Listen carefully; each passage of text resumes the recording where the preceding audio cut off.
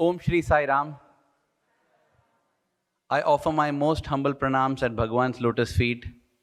Dearest Swami, respected elders, dear brothers and sisters, what a beautiful morning it has been. Right from when I woke up to the chants of bhajans, to having breakfast with Brother Manfred and his beautiful stories. And this satsang session here, it's triggering so many things, and along with the prayer that my love for Swami keeps growing every moment, I pray to Swami that I stick to my 15-minute time limit. You know, the presence of whom we are in, Brother Manfred was mentioning how when he went into the interview room in one of those early days, 1980s, he saw a clock which had got spoiled, stuck, the mechanism not working. He was fascinated by mechanical things, and he was looking at it. But when he checked, it was matching the time in his watch. He was thinking, what a coincidence it is that it is stuck at exactly the time when I'm looking at the watch. Swami must have decided this moment. But 20 minutes later, he sees that it is keeping time with him. A broken watch with no battery. Somebody asked whether it was a digital watch. No, it is keeping time. More than Swami, possibly, he was fascinated with this phenomenon. And after the interview, he asked, did you see that? Did you see that?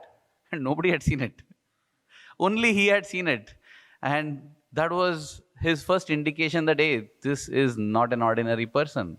Yes, he's the embodiment of time. He's the one beyond time. Kalaya namaha, kalaya namaha, kalatitaya namaha. That is the Lord whose presence we are in.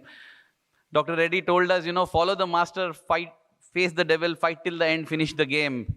Our master is so powerful and magnificent that we need to focus only on the first F. Just follow the master. He'll take care of the other three automatically. We will be ensured that we will face the devil. We will fight till the end, when we will finish and win the game. Brother Shrikant was mentioning about how, Swami stood next to him and told him something in Telugu, and years later Swami was remembering. I mean, those are all little things, but they show what is the magnificence and munificence of our Lord. I say this because the scriptures say that there are 3 great blessings that anybody can get. What are the 3 great blessings? Manushyatvam, Mumukshatvam, Mahapurusha Samshraya. Manushyatvam means a human birth. Mumukshatvam means the intensity for self-realization, the intensity to achieve the ultimate. And then Mahapurusha Samshraya is to get the refuge of a Mahapurusha.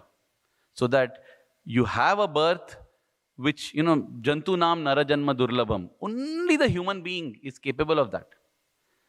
Something beautiful, was narrated, I remember, by Mr. S.V. Giri, who was formerly a vice-chancellor of the university. He has passed on now. He had mentioned in Swami's presence that when we do this mudra, this chin mudra while meditation, this is the Jivatma and this is the Paramatma. And he said, when we sit in meditation, it symbolizes that Jivatma is in union with the Paramatma. Interestingly, human beings are the only ones with thumbs which are opposable, with which finger and thumb you can hold. It is a biologically interesting fact, but it's also a very symbolic fact that it's only the human being who is capable of achieving union with the divine, and that is why this human birth is so special. That's why Manushyatvam. Then Mumukshatvam, having got human birth, do we desire for the ultimate? And even if you desire, you will not get it. Another interesting personal experience I remember is a long dream that I had of Swami, in which Swami pointed to a writing in a letter and underlined one word. That word was Jnana. And Jnana meaning wisdom, enlightenment, knowledge. So when I woke up, I was wondering, what is this? What is this meaning of this dream? Among the other things, what is the meaning of this? That happened to be my birthday, and somebody gifted me a small pocket-sized Bhagavad Gita. So I was just turning around the pages of the Bhagavad Gita. There are different chapters in the Bhagavad Gita. And there comes one chapter, the Jnana Yoga. And then when I saw it was written in, a handwriting kind of, it was written in that font. And I suddenly recollected that the Jnana there on that page matched the Jnana in the dream that I saw. So I felt, oh, Swami wants me to read Jnana Yoga. So I started reading Jnana Yoga. Uncle knows it very well, but for those who aren't aware, if you think Jnana Yoga is a yoga which will give you Jnana, it is not like that. Because I started reading, it goes on describing the qualities of a Jnani.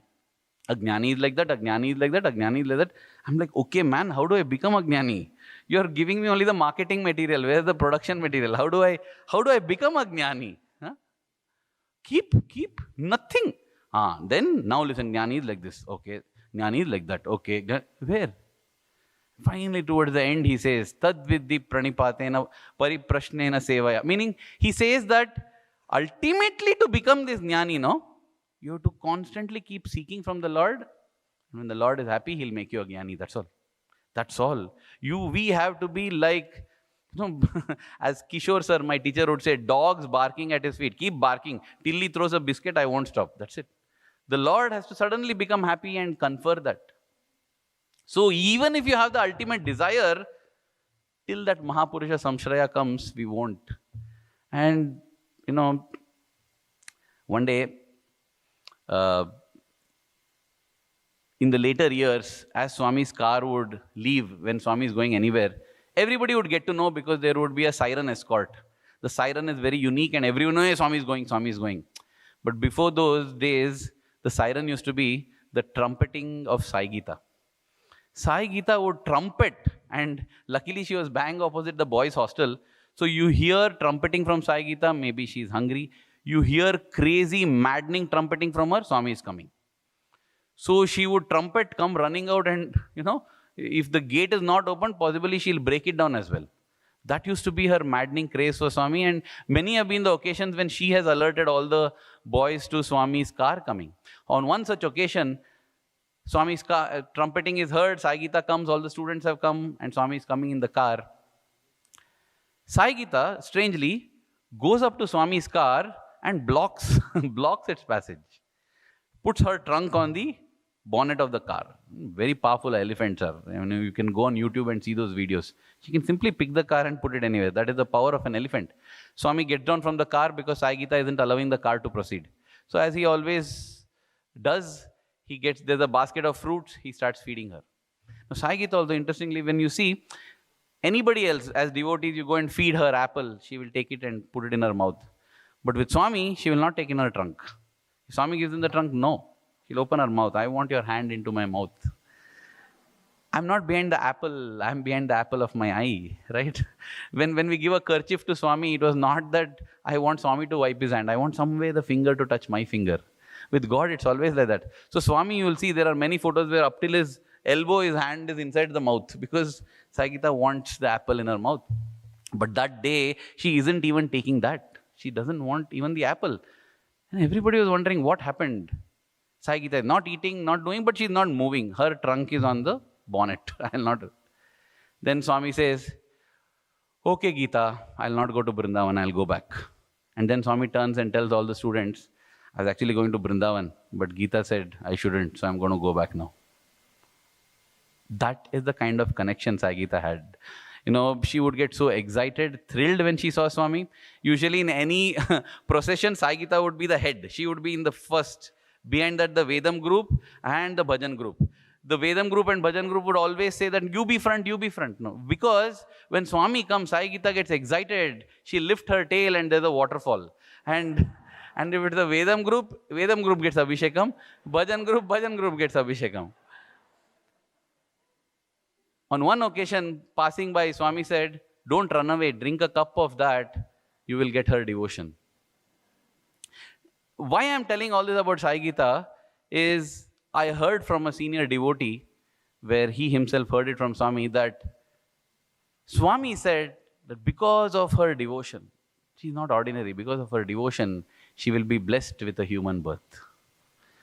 And that is something that we have already got by default. That is the value of a human birth, and we should not fritter it away, we should not waste it away in small pursuits. Manushyatvam. Second blessing, I'll come to that later, Mumukshatvam. Third blessing, also we have already got, Mahapurusha Samshraya. We have come into the presence, we have got to know Swami, we have recognized him, we have loved him, and we have got the chance to work for him. All the four. How blessed it is. How blessed it is. One of the most constant prayers I had when Swami was physically around was, Swami, please let me not forget who you are. Let me not forget who you are. Because you eat with us, you talk to us, you walk with us, you sleep with us, you sit with us. Let me not forget who you are. Big sadhana it is. Just to remember Swami is God. We used to say we should see God in everyone. I used to say, Swami, please let me at least see God in you always. Because we forget. We forget. Every moment we get depressed, we have forgotten Swami is God. Every time we feel dejected, we have forgotten Swami is God. When we feel frustrated, when we feel irritated, we have forgotten Swami is God. Because when God is there, what can touch us? Why do I look at God and say, God, I have a problem? Turn to problem and say, hey, problem, I've got a God. Come on, man, come on. You can't touch me. You can't touch me.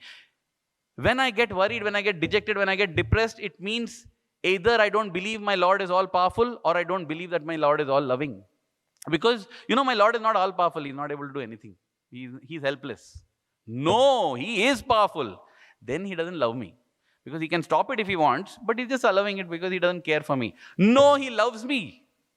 Then if He loves me and He cares for me and He's all powerful and yet this is happening, it must be good for me. It must be good for me. I'm like a child who doesn't understand. When I took my 2-year-old, daughter for a shot, it's very fascinating. As a baby grows, she is supposed to get stronger. But my 6-month-old baby at the doctor cries for 10 seconds. She doesn't know what's happening. Doctor pokes, out, over. But my 3-year-old daughter, even as we approach the hospital, this place. And then seeing the doctor, she knows this is that demon who is going to, she'll start crying before nothing has happened. And then she holds on, Dad, Mom, protect me. And we tell the greatest lies, don't worry, nothing. I will take care of you. Brutally, ruthlessly pull down the pant and offer her to the doctor.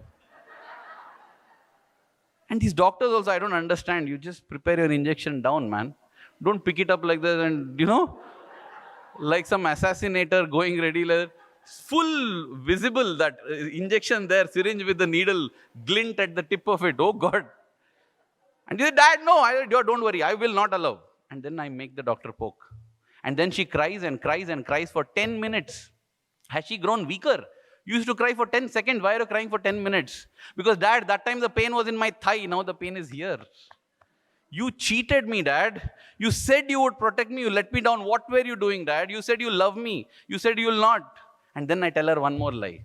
Don't worry, never again. Looking at this, I think this is how God it happens, Something happens, it pricks us. More than the hurt, it hurts us in the heart. Swami, how could you do this? How could you do this to me? I have offered my life to you. I love you. I do everything for you. And how could you allow this to happen to me? And Swami says, I allow this to happen to you because, dear one, I love you so much that even if you misunderstand me, get upset on me, I will still do it to you because it's good for you. That is the Lord whose presence we are in. The supreme among the supreme. There was a man who said to his young daughters that I will not come to Puttaparthi. I don't believe in all this Sai Baba and all this. Because for me, Shiva is supreme. Lord Shiva is the ultimate. Back in the 1940s. But then he was worried for his children. That is the love of a parent. Imagine the love of 1,000 fathers and mothers. He accompanied them to Puttaparthi. He said, you go, I'm not coming for darshan. And the daughters, they go and they're not coming back. So he wonders what happened to them. Let me go and see. He goes near the mandir, the Pata mandir, old mandir, 1940s. And he faints and collapses. And there's no medical facility nearby there. So they come running and Swami says, no, put him in my room. And Swami consoles those two ladies. He tells those two young girls, don't worry, your father will be like this for 3 days, then he'll be fine. Imagine how scary that is, huh? He'll be like this for 3 days, and for 3 days he's gone. And when he comes back, Mr. Sheshagiri Rao says, I'm not going to leave this place. What I've been searching for all my life, my Shiva, he had seen Swami as Shiva. And the person who said, I'll never come here, stayed back, never left that place after that, because his Shiva was there. Same with Rama, with Buddha. I mean, Swami has given darshan to so many devotees as all the gods. He's not just the form of all God, he's Sarva Devata, Atita Swarupa. Beyond all that. So 2 gifts we have already got. Manushyatvam, Mahapurusha Samshraya. One thing that's a little bit in our hands is Mumukshatvam. Can we yearn for Swami? We yearn for Swami definitely, but intermittently. Like intermittent fasting, we do intermittent yearning. When we're in trouble, we yearn a bit and then we leave it off. We forget him. But if we can constantly yearn, because that is what Swami said during the 2006 Kodaikanal visit, if I'm right. Swami had his fall, and therefore, the Lord, Swami is like a candle who keeps burning to give others light. Even in his fall, he utilized it as an opportunity to give so many others opportunity to hold his hand, to come near him. So he used to give chances to different brothers to hold his hand and help him, And every time Swami asks, come help, everybody will like, lucky fellow, Swami is holding his hand, so lucky. Every day. One day, as Swami called one boy to hold his hand and get up, before anybody could do lucky, Swami only says, lucky fellow. Lucky. And then everybody, yes, Swami, very lucky. He's lucky to hold Swami's hand. And then Swami says, holding Swami's hand, not important. No? Imagine. What are you saying, Swami? We want to be with you, O Lord, my Lord. We want to touch your feet, O Lord, my Lord. We sing like that. We want to come here. We want everything because we want to be with you. We want to touch your lotus feet. We want to caress your tender hands. We want to sink our nose into your fragrant, curly, sweet hair. So beautiful it is. This is what we are doing. Everything that we do in our life for, and you say it's not important. Then Swami follows it up by saying, yearning to hold this hand, very important. That is what will give you everything in life. Think of this. Holding Swami's hand, not important. But yearning to hold his hand, very important. That is what it will give. You yearn, whether you hold or not doesn't matter. Whether you get to hold it or not doesn't matter, because it's that yearning that it will give you everything. You might have held my hand 1,000 times. No use.